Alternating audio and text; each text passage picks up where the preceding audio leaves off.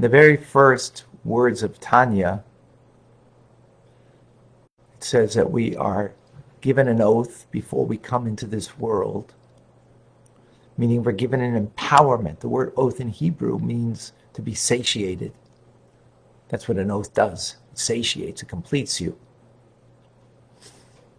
Given an oath and empowerment. Your soul's given an empowerment that you come into this world, that you could be righteous. And if not righteous, at least not wicked, meaning a Beinoni. But if the whole world tells you that you are righteous, consider yourself as wicked.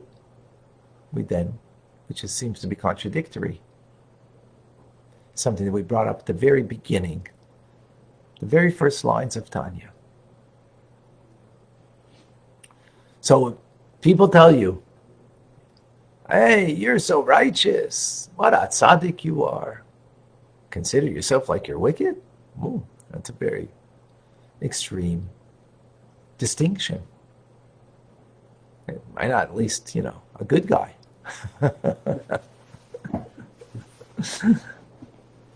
And as we asked the question in the first chapter, as the Alter Rebbe asks the question, that when you consider yourself in a negative light, what does that do?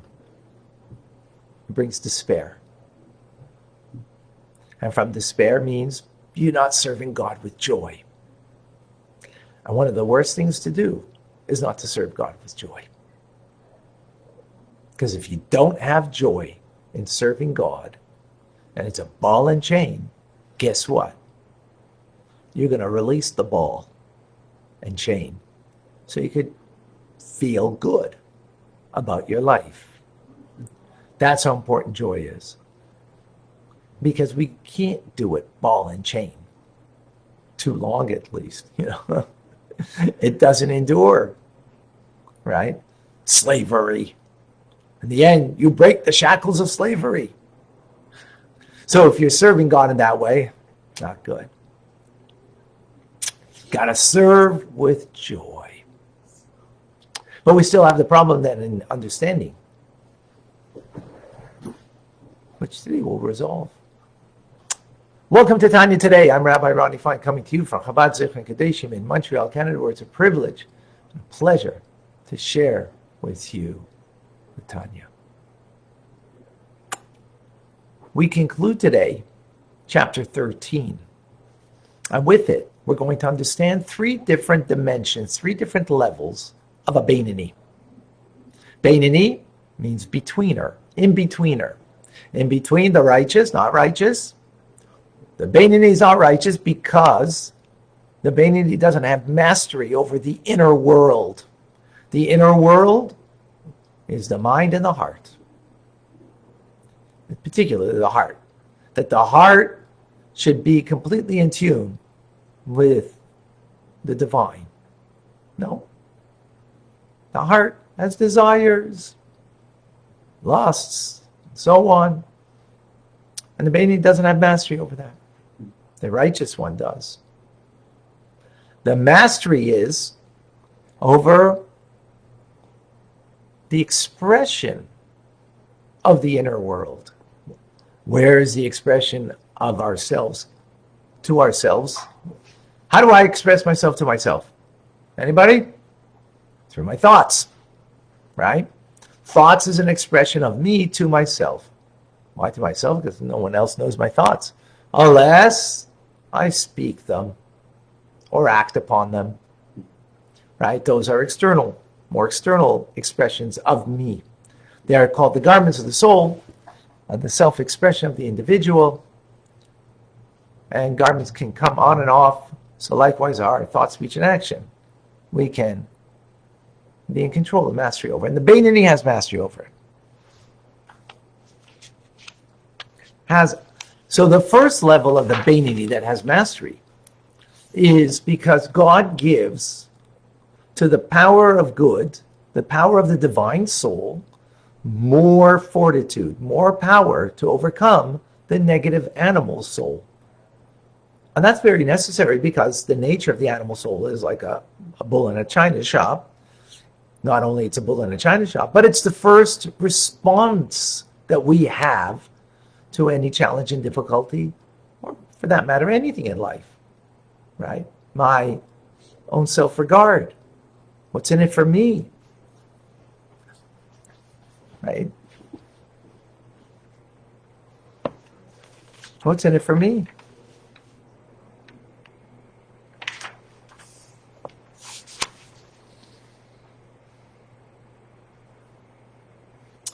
But this says the Alter Rebbe can understand at the beginning of Tanya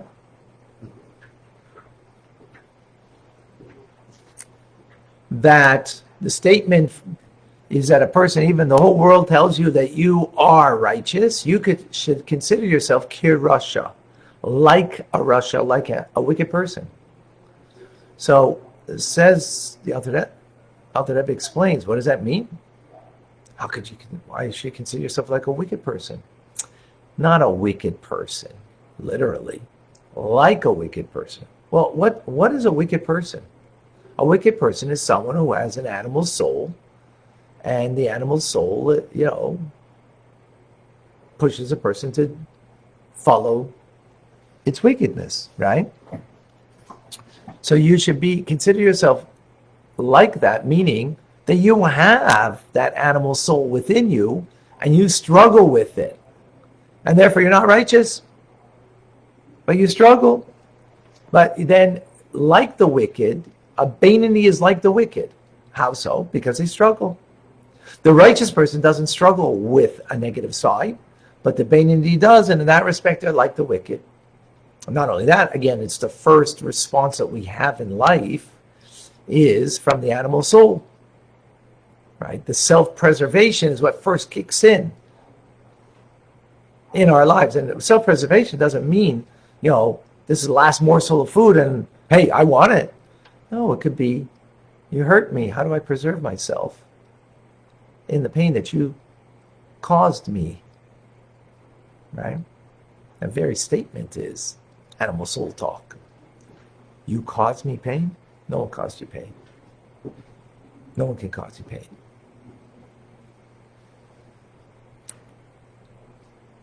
You have pain. Right? In any case. So you should consider yourself, in other words, don't believe the opinion of the world that says that you're a righteous person. You're not. Why? Because the righteous person, again, isn't struggling. Because in their heart, they've transformed all the negativity, and there's just a positive, wholesome, divine connection. But the Beinoni is struggling. It has not vanished within them, the negativity. On the contrary, it actually becomes stronger with time. Because the more we eat and drink, the more we're feeding what? My body and my animal soul. Eating and drinking doesn't feed my divine soul. Learning Tanya does, but eating and drinking doesn't. And guess what? We eat and drink, and we continue to eat and drink. Of course, not suggesting not to, but in the fact that we do it, we're feeding the body, and we're giving it more strength. We're giving it more vitality. We're not lessening it. Right? Not lessening its power and its strength. Again, I want to make sure we have a fine line what we mean over here. First, you got to feed your body, because otherwise, it ain't going to be. But in the fact that we do it, we're strengthening it and giving it more strength to fight against my godly soul. And that's what's happening with the Beinoni. Right?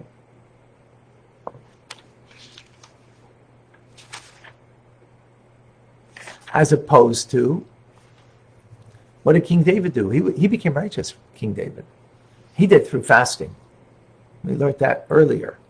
It's not actually brought out over here in this moment, right? Well, he did it through fasting. And many righteous people, that's how they did it. But that's only because they have the power to be righteous. We don't. That's very important, which we're going to discuss, not today, but tomorrow. What kind of fasting do you do? What kind? I know. Well, not a 24-hour fast, like a full day, eating at night. That's that kind of fasting. No, they did it in order to weaken the nature of their body, the spirit of it. We're gonna discuss more of that later. That concept, right, of weakening the spirit of your body, right? That therefore it should not have control over us, right? But the nature of us is, again, our body and animal soul, self-preservation. So when we're hungry, we want to eat, right? And I'm not suggesting we don't do that. We got to do it, of course, and don't fast. That's not, because we're not righteous. We're here to be Beinanis. We are Be'its, Beinani in training. So that's our focus, right? So this is the first level of the Beinani that is struggling with an animal soul, but is always mastering the animal soul and not allowing the animal soul to have any playtime. Not in the mind, not controlling what it says, and not controlling what it does, the person. Okay? That's the first level. How does the Beinani have that power? Only because God gives the power, the extra power to the divine soul to overcome the nature of that bull in a china shop, that destructive force within us. Right? Then there's a second level of a Beinani. And this is the one who is a Torah scholar and devotes their life to studying Torah. Not like we come and learn a bit here and, we learn whatever we learn. It's wonderful. Right? We're going to be more in the first level. Right? Or at least training for that. We're not there, but training for that. The second level is someone who devotes their life to learning Torah. And what is the power of Torah? Is of the mind. The first level is more about the struggle and thought, speech, and action. That's where they're going to live their life. This person is living more in Torah world, in Torah knowledge, in divine knowledge that it's now incorporating, and therefore they're more in their head, right? And because they're more in their head through Torah study, we learned in the previous chapter, in chapter 12, that that the way God created a human being is that the mind has mastery over the heart, has dominion over the heart. So because they're so engaged in Torah study, they're just naturally able to overcome the heart's desire in a much more powerful manner, right? Because again, the divine soul in the mind rules over the individual, and therefore doesn't allow playtime for the animal soul to think, speak, or act within the small body, or the small city, as we call it, the body of the person. Clear? That's the second level. Now there's a third level of a Beinani. That third level of the Beinani is, as we explained, the Beinani when they pray. When they pray, it's as if they don't have an animal soul. They're so engaged. They're not struggling then. They get into the prayers to such a manner that there's the love of God, the sense of awe of God is palpable and real by them, by the Beinani. In such a manner that the animal soul and the inclination is like, oh, when's lunch? Or when's breakfast? When's, oh, I've got to do this at work today. Doesn't enter them. For me, it does. And for us, it will. For them, it doesn't. Because they're so engaged in the prayer. Now, imagine such a person. Now, what we learned previously, that's during prayer. But once they leave the world of prayer, of connection of the heart to God, where are they? They're back to the struggle. But imagine an individual who it's as if they're praying a whole day. They're not literally praying a whole day, right? Folks, I will deal with questions after we finish here, okay? So, thank you.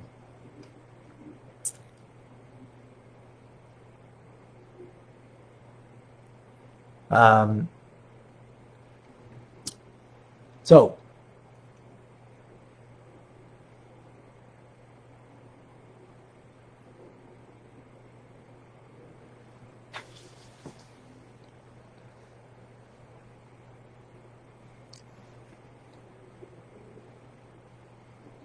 imagine for the Beinoni that as if they're praying a whole day. So what will it be like? As if they don't have an evil inclination. They don't have an animal soul. It would be like, do they have one? Yes. It's just that they're on this level, as you know, being attached and as if they're praying a whole day. This is the third level, right, of a Beinoni. And with this, then we can understand how Rabbi in chapter 1, we're answering now another question in chapter 1, made a mistake and thought that he was a Beinoni, even though he was a righteous person. He thought he was a Beinoni. Why? Because he was so engaged at all times. It's as if, even though in learning and in prayer, as if he didn't know he had an evil that he didn't have an evil inclination. He thought maybe he has it. He's just like constantly connected. He never had a moment, a down moment, sort of to know, is there something in his heart that he urges for that's negative and he has to struggle with? So he made a mistake in himself in thinking he's a Beinoni. In the end, he was really a righteous person.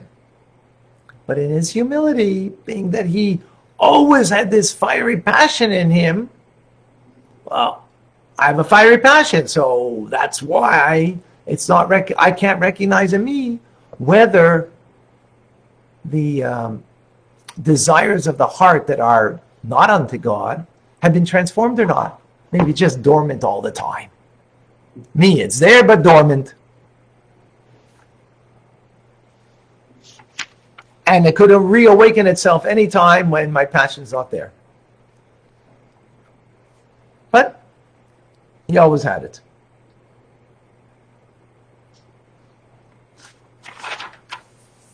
In conclusion of chapter 13, so in other words, we said, and we learned this previously, that when a Beinoni prays, so it's not real truth. Why is it not real truth? Truth is something that's consistent, that never goes away. Like God. He's the real truth, right?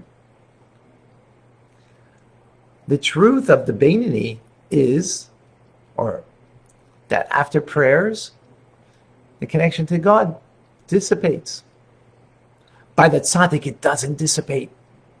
Whatever they're doing, praying, whatever they're engaged in, it doesn't dissipate at all. Truth doesn't change. So it's not a real truth. It's not a truth service, this love that the Beinoni has.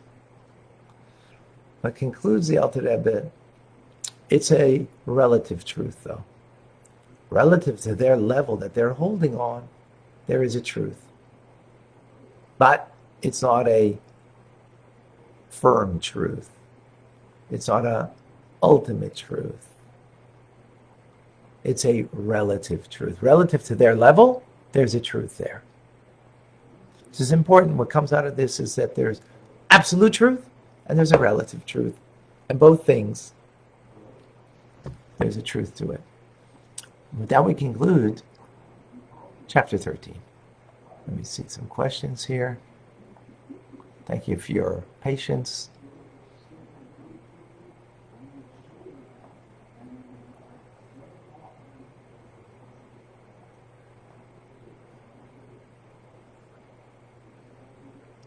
Two question marks before you ask a question so I can make certain that I see that it's a question. Andrew, it focused meditation during prayer Is focused meditation the only way to change the core of the animal soul, or can it be also done through actions and mitzvahs? Well, actually, that's the first level of the Beinoni. Thank you, Andrew. Excellent question. The first level of the Beinoni, that is not doing it through prayer and meditation and prayer, but doing it through action, speech, and thought, right? And so it's not only, right, that's one level that we just spoke about, right? This last level, that is a very profound level, but it doesn't have to be that way. No. Actually, we're going to learn more about that shortly. Claudia, the animal soul you talk about, is that the same as the ego? Yes, but more specifically, it's about the animal soul. Its spiritual residence is in the left ventricle of the heart, where there's lots of blood, representing vitality, and it's a vitality that is self-directed, self-centered. So, and that's ego. But it's more about the feelings, where it starts with feelings. Okay. Thank you, Claudia. Excellent question.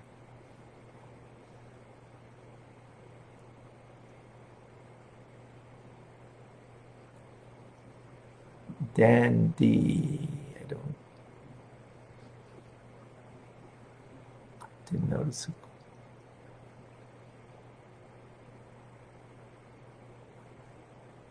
Okay, I lost the feed. Dandy, if you have a question, if you could repost it.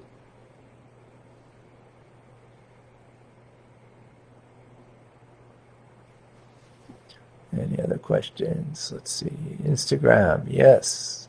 Oh. Alice, how do people with real pain, like the hostages, deal with the pain like a tzaddik? Ooh, that's a good. How do you deal with that pain? So pain is something real. But pain doesn't mean it's bad, as we've explained many times. If you have a toothache and you're in pain, that's good. Why? Because if you didn't have the pain, then you might lose your tooth.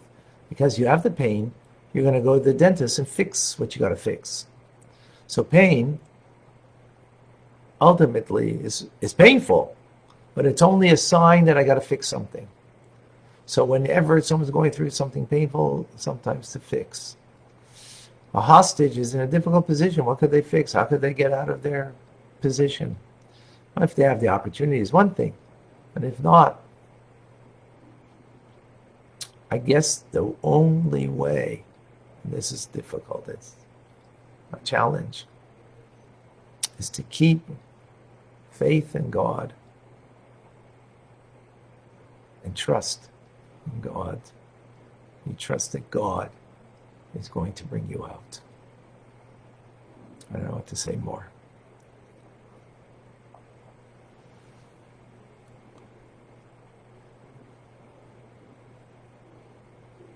Okay. That concludes chapter 13.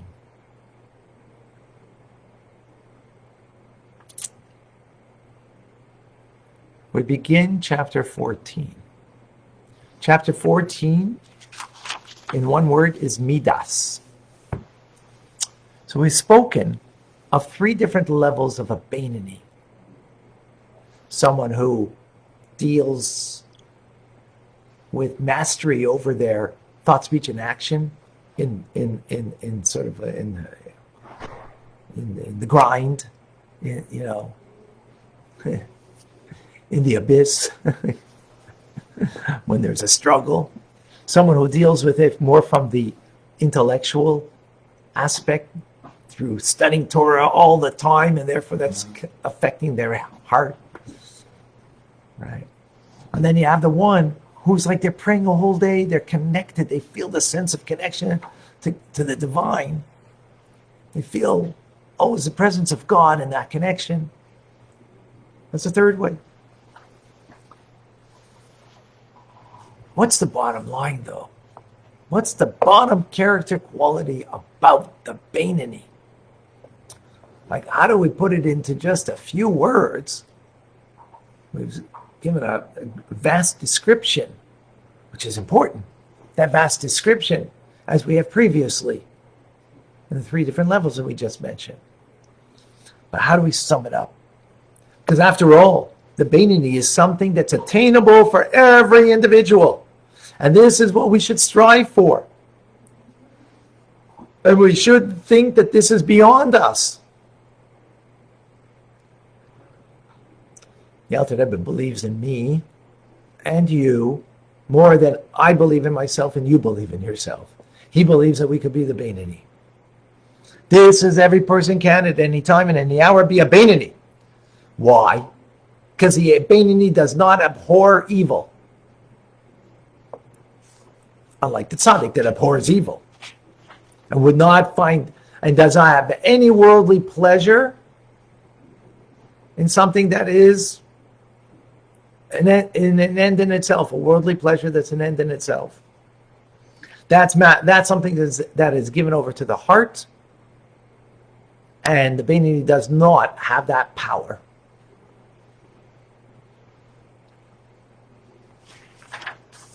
And therefore it doesn't have that power to abhor something that is negative and to just love that which is holy. That's a righteous person. But rather the Beinoni has the power, the bottom line is like this, to turn away from evil and do good. In actual practice. What's actual practice? In your deeds, in your speech, and in one's thoughts, cogitated thoughts. We have the choice, the ability, and the freedom to act, speak, and think contrary to our heart's desire. To do diametrically opposed to what our heart desires. Our heart desires to just have pleasure in life. We can do the opposite. Our heart's desire is just to be comfortable in life. Our heart's desire is that we should just feel good about myself.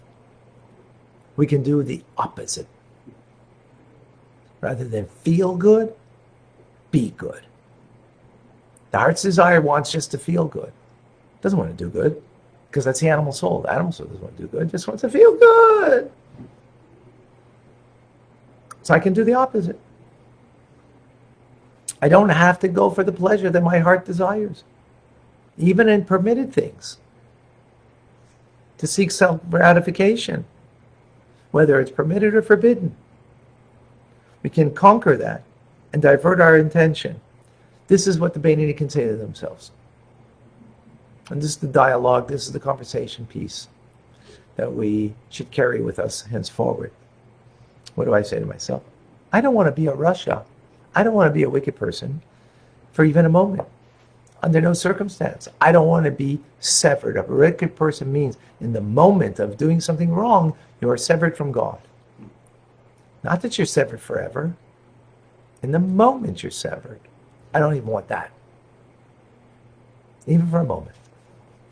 Because iniquities do separate us from God. Instead, I desire that my nefesh, ruach, and neshama should be invested in the 3 garments. And not only I don't want to be severed negative, but I want the positive. I want a connection. Through my actions, my speech, and my thought, to be, through Torah and mitzvahs, to be connected to God at all times. And this is truly what the inner heart, the Abba Mesuteres, the hidden love that the soul has, wants. Now the truth is, even the Kal Shebekalim, even the most simple individual is ready to sacrifice themselves for God, as we've seen the Jewish people have done that throughout the ages, and we'll speak more about that in chapters 18, 19. Right? That they're ready to surrender for God, give up your life for God. So I don't want to be like the fool, like the simple simpleton who's foolish and thinks that the only time you're going to be separated from God is when it comes to the question of the cross or the sword. No. That's for sure being separated from God. To choose another faith, another religion. But the truth is that person who's a simpleton, who's allows the spirit of folly to enter and thinking that when I do something negative, I'm not separated from God. No, we are separated from God in the moment that we do something negative. The fool thinks that it's only when you're, a question of a matter of faith, which is the cross or the sword, right? I'm giving that by way of example. And that was the usual example throughout our history, that a Jew gave up their lives. So Beni says to him, I don't want to die for God, I want to live for God. I don't want to be disconnected from him for even a moment. That's the conversation. In others, it comes down to basically two words. Is what I'm engaged now disconnecting me from God? Or is it connecting me to God? If this is disconnecting me, I don't want it. If it's connecting me, I want it. Very simple. That is the basic, that bottom line. Now, if it's coming through because your heart is so engaged in feeling this presence of God, and you got this great passion, or it's coming because the mind is always occupied in studying, and therefore the wisdom of God is penetrating your heart, or if it's you're in the pit there fighting, at all times, whatever. It's one simple bottom line. Is this a connection or a disconnection? And that makes it simple for us to, entertain, bring into our lives, and to make real for ourselves. So, today's mission is when you have something that's a struggle that's going to be within the next day, stop and take a deep breath. You're not in bondage in Egypt, right? And think, is this what I'm going to say now, or what I'm thinking, or what I'm going to say, or what I'm going to do, bringing me a connection to God? Or is this a disconnect from God? Now, we might not always know the answer because we're not maybe learned enough in Torah teachings of what is a connection, not a connection. But the very fact that you will ask that question, I think more times than not, you will get the right answer. And then proceed accordingly. Try that on for size. Okay.